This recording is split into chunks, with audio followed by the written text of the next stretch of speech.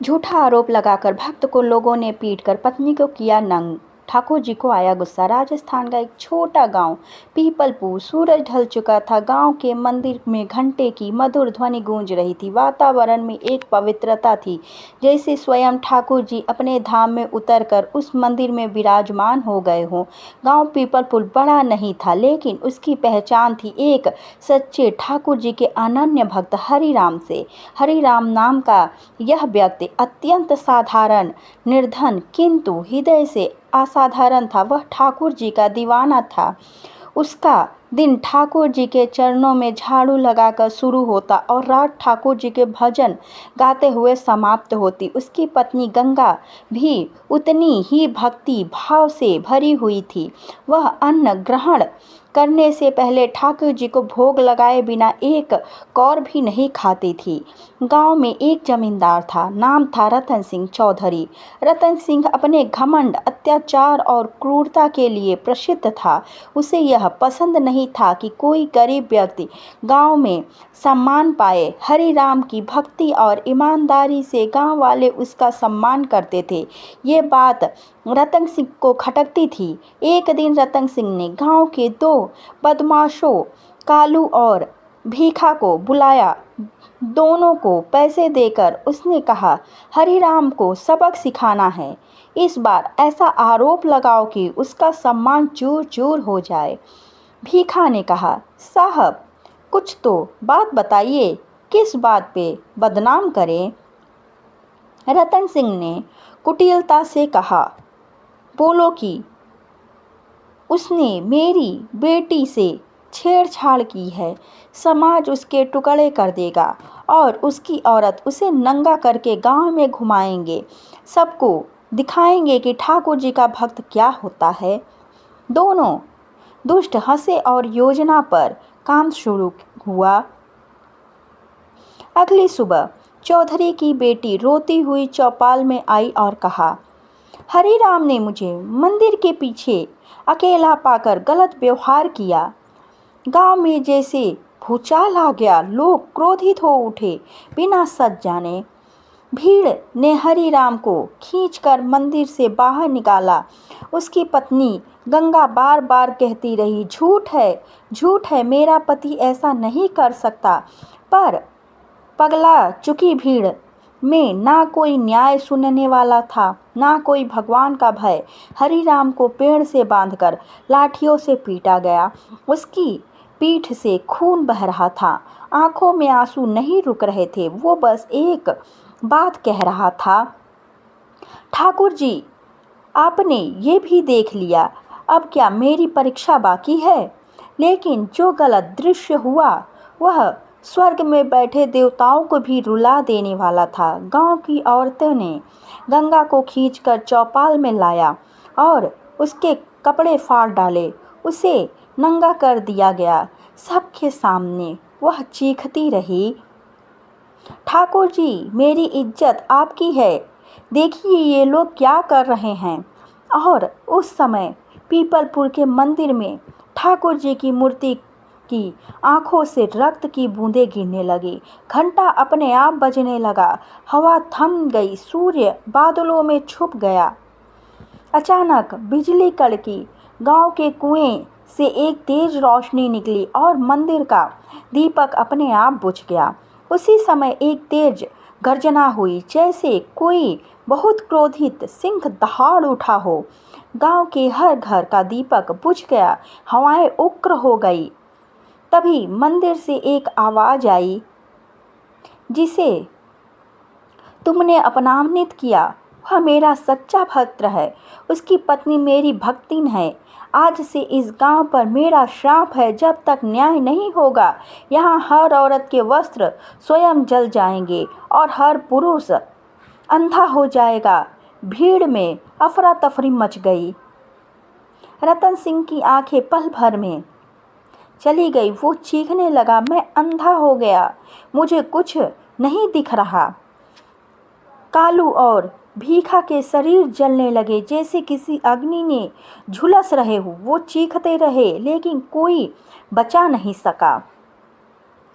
गांव की हर औरत जो उस दिन गंगा की बेइज्जती में शामिल थी, उनकी साड़ियों में आग लग गई। लोग चिल्लाते रहे, भागते रहे।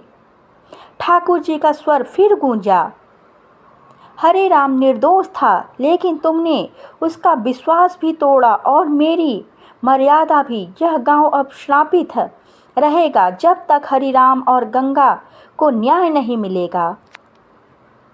चारों ओर सन्नाटा था, लोगों की आंखों में भय था और मंदिर के आंगन में पड़े हरिराम के शरीर में बस सांसें चल रही थी। टूटी हड्डियां, लहूलुहान पीठ और गहरी पीड़ा। गंगा रोते रोते बेसुध हो गई थी। वह अब वस्त्रों से नहीं बल्कि भक्ति से ढकी हुई थी। ठाकुर जी के प्रति उसकी आस्था जरा भी नहीं डगमगाई।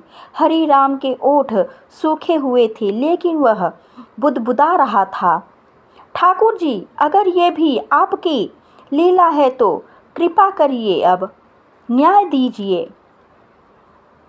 तभी एक बूढ़ा साधु, जिनके शरीर से वैराग्य की अग्नि निकलती थी, वहां आया। उनके चेहरे पर तेज था, लेकिन आंखों में करुणा। उन्होंने हरिराम के माथे पर जल छिड़का और कहा, वत्स, अब तेरा कष्ट समाप्त हुआ, तेरी परीक्षा पूरी हुई। अब ठाकुर जी स्वयं तेरे लिए न्याय करेंगे। उसी रात गांव का मंदिर तेज रोशनी से चमक उठा। जिस मूर्ति को लोग बस पत्थर समझते थे, वह स्वयं प्रकाशमान हो उठी।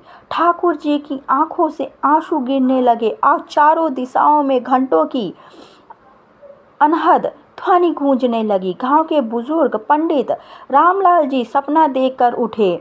सपने में ठाकुर जी ने कहा था, सुबह सबसे पहले मेरे चरणों में जाना, न्याय का आरंभ वहीं से होगा। सुबह जब गांव वाले मंदिर पहुंचे तो देखा हरि राम के शरीर पर कोई घाव नहीं था। गंगा के शरीर पर दिव्य वस्त्र जो किसी स्वर्गीय रेशमी वस्त्र जैसे थे। दोनों के चेहरे पर दिव्य तेज था। लोगों की आंखें फटी रह गई। रतन सिंह, जो अब अंधा हो गया था, अपनी हवेली में पड़ा चीखता रहा, मुझे माफ कर दो, मुझे माफ कर दो ठाकुर जी। लेकिन ठाकुर जी का स्वर भीतर से आया, जो स्त्री की मर्यादा तोड़े और निर्दोष पर कलंक लगाए, वह मेरे धाम की कृपा का अधिकारी नहीं। अब गांव की हर स्त्री भयभीत थी। जो भी गंगा का अपमान करने गई थी, उनकी साड़ी में हर रोज शाम को अपने आप आग लग जाती थी। बिना किसी चिंगारी के पुरुषों की आंखों की रोशनी धीरे धीरे जाती जा रही थी। हरिराम गांव की चौपाल में खड़ा हुआ और कहा, हे ठाकुर जी, जो हुआ वह मुझे मंजूर है, लेकिन कृपा करके इस गांव को माफ कर दीजिए। लोग अज्ञानी थे, आपने मेरी परीक्षा ली और मैंने सब सहा। अब कृपा करिए। तभी मंदिर की घंटियां अपने आप बजने लगी। पूरा मंदिर हिलने लगा और मूर्ति से एक दिव्य प्रकाश निकला। लोगों ने देखा ठाकुर जी स्वयं प्रकट हो गए। सिर पर मोर मुकुट, गले में वनमाला और हाथ में बांसुरी। हरे राम, तुम्हारी क्षमा भावना मुझे प्रसन्न कर गई, इसलिए आज मैं स्वयं इस गांव में अवतरित हो रहा हूँ। यहाँ मेरा एक नया मंदिर बनेगा, क्षमा धाम, और जहाँ भी कोई स्त्री अपमानित होगी, वहाँ मैं प्रकट होकर न्याय करूँगा। पूरा गांव भूमि पर गिर पड़ा। प्रभु, हमें क्षमा कीजिए। रतन सिंह और उसके साथियों ने गांव के बीचों बीच हरिराम और गंगा के चरणों में गिरकर माफी मांगी। रतन सिंह ने अपने पूरे धन से नया मंदिर बनवाया, श्री क्षमाधाम ठाकुर जी मंदिर। उस मंदिर में ठाकुर जी की मूर्ति के सामने गंगा की एक छोटी प्रतिमा भी बनाई गई जिसमें लिखा था भक्ति और मर्यादा का जीवित मूर्ति गंगा माता। आज भी वहां रोज हजारों लोग दर्शन को आते हैं। कहा जाता है कि जिसने भी वहां सच्चे मन से स्त्री सम्मान और क्षमा की कामना की उसके जीवन में संकट दूर हो गए। गांव के बीचों बीच एक भव्य मंदिर का निर्माण हुआ, सफेद संगमरमर से बना, जिस पर सूर्य की किरणें पड़ते ही एक दिव्य आभा निकलती थी। यह वही स्थान था जहां हरिराम और गंगा को अपमानित किया गया था। रतन सिंह, जो अब पूर्णतः अंधा हो चुका था, ने स्वयं पत्थर उठाकर मंदिर की नींव रखी। उसने कहा, मैंने आंखों से न्याय देखा, आज अंधा होकर न्याय की नींव रख रहा हूँ। क्षमा धाम का उद्घाटन दिन था एकादशी। पूरा गांव एकत्रित था। उसी समय मंदिर के गर्भगृह में अचानक मृदंग और शंख की ध्वनि गूंजने लगी। कोई नहीं बजा रहा था, स्वयं ही शंखनाद हो रहा था। गर्भगृह में ठाकुर जी की नई प्रतिमा रखी गई, जिसमें उनके दाएं हाथ में बांसुरी थी, लेकिन बाएं हाथ में एक नारी की चूड़ी और आंसू की बूंद थी। यह संकेत था, मैं वही प्रकट हूँ जहाँ किसी नारी का अपमान होता है और कोई निर्दोष पीड़ित होता है। उस दिन से क्षमा धाम बना न्याय का मंदिर।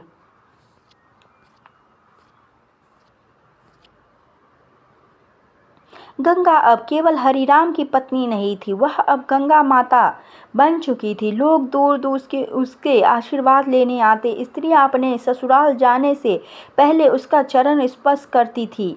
गांव ने एक दिन मंदिर में खड़े होकर कहा, जिस दिन इस देश में फिर किसी स्त्री को सरेआम नंगा किया जाएगा, उस दिन क्षमा धाम की मूर्ति से स्वयं रोशनी निकलेगी और ठाकुर जी वहां जाकर उसे ढकेंगे।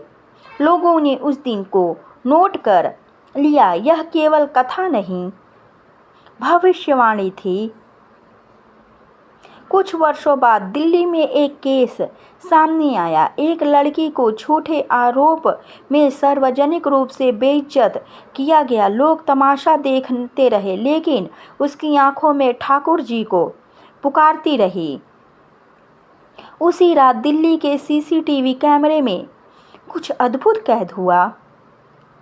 एक सफेद रोशनी सड़क पर चली और अगले पल लड़की के शरीर पर दिव्य वस्त्र प्रकट हो गए।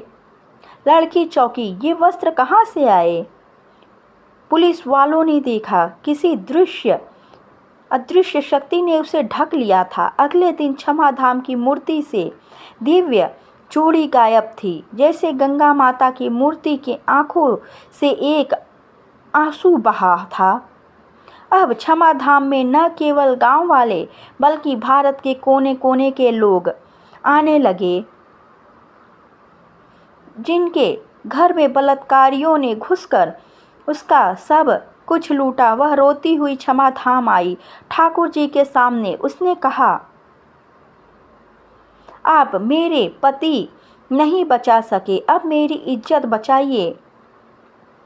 रात को उसने देखा, उसका पति सपने में आया और बोला, अब तुम्हारे साथ कोई कुछ नहीं कर सकता, ठाकुर जी ने रक्षा का वचन दिया है। अगले दिन बलात्कारी पकड़ लिए गए बिना किसी सबूत के। खुद उन्होंने गुनाह कबूल कर लिया। महाराष्ट्र के कॉलेज की छात्रा, जिसे अश्लील वीडियो बनाकर बदनाम किया जा रहा था, क्षमा धाम में रो रो कर उसने कहा, ठाकुर जी, या तो मुझे मिटा दो या न्याय दो। उसी रात हर वीडियो प्लेटफॉर्म से वीडियो अपने आप हट गया। कोई तकनीक कारण नहीं मिला। सोशल मीडिया कंपनियां भी हैरान थी। हरिराम और गंगा अब वृद्ध हो चुके थे। गंगा की छोटी सी बच्ची राधिका रोज ठाकुर जी को फूल चढ़ाती थी और कहती थी, अगर आप मेरी माँ की तरह हो तो एक बार मुझे गोदी में ले लो। उस दिन वह मंदिर में सो गई।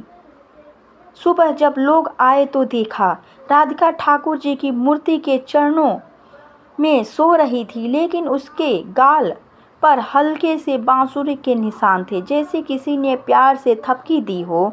गंगा ने मुस्कुराकर कहा, ठाकुर जी अब यहाँ नहीं, केवल मूर्ति में है। वे इस मंदिर की दीवारों, हवा और हर आहट में समा गए हैं। हरिराम ने अपनी अंतिम सांस लेते हुए कहा, मुझे किसी ने नहीं समझा, पर ठाकुर जी ने मुझे गले से लगाया। मुझे भगवान नहीं चाहिए थे, मुझे न्याय चाहिए था, और वही उन्होंने दिया। आज भी क्षमा धाम में हर पूर्णिमा को स्त्री सम्मान महाआरती होती है। जो स्त्री जीवन में कभी अपमानित हुई हो, वह यहाँ आकर गंगा वस्त्र पहनती है, जो ठाकुर जी की कृपा से मिला वस्त्र होता है। यहाँ कोई स्त्री अकेली नहीं रहती। हर स्त्री के पीछे ठाकुर जी होते हैं। जो नारी का अपमान करेगा वह मुझसे दूर हो जाएगा। जो सच्चे दिल से माफ़ी मांगेगा, मैं स्वयं उसके द्वार जाऊंगा। और जो निर्दोष होकर रोएगा, उसकी हर आह पर मेरी बांसुरी बजेगी। अगर आपको ये कहानी अच्छी लगी हो तो कमेंट बॉक्स में जय ठाकुर महाराज